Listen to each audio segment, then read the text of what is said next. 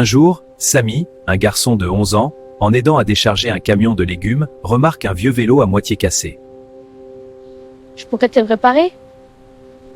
Tiens, Samy, ton argent pour aujourd'hui. Merci beaucoup, monsieur. Oh, un vélo! Il a l'air en bon état. Je peux le prendre, je pense. Il a même trouvé un abri plus sûr, un recoin abandonné dans un garage désaffecté. Samy sort de son petit coin pour aller décharger le camion de légumes, être payé et acheter à manger. Il rentre avec de la nourriture, content de sa journée. Tiens, Samy, ces outils t'aideront à réparer ce vélo. Merci, monsieur Diallo. Oui, il est comme neuf. Merci beaucoup.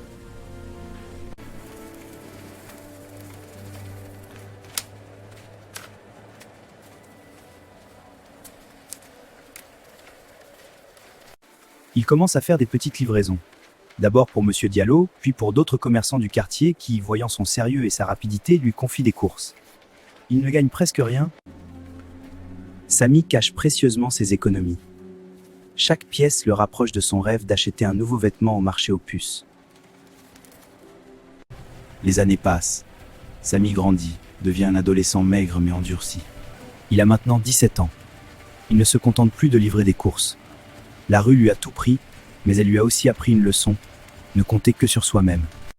Il ne se contente plus de livrer des courses, il propose ses services pour de petits déménagements, le transport de colis. Il se lève chaque jour à l'aube, déterminé. La rue lui a tout pris, mais lui a aussi appris une leçon, ne compter que sur soi-même. Un matin, à 4 heures, comme d'habitude, il prépare son vieux triporteur qu'il a patiemment.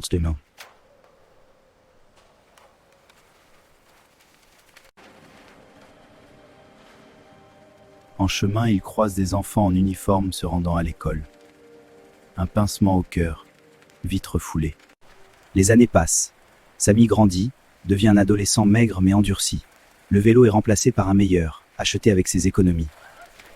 Il a maintenant 17 ans. Il a un contrat pour aider à approvisionner un petit chantier. Le travail est dur, mais la paye est promise. Lui, son école, ça a été le pavé, la faim et la débrouille. Bien. Lui, son école, ça a été le pavé, la faim et la débrouille. Mais Samy ne se plaint plus.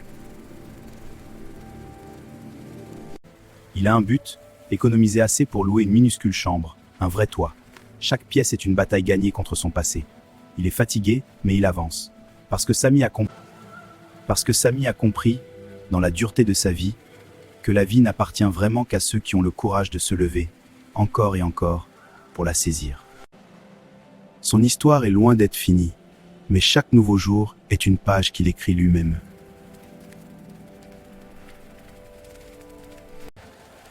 Chaque jour, c'est un combat que mène Samy avec détermination.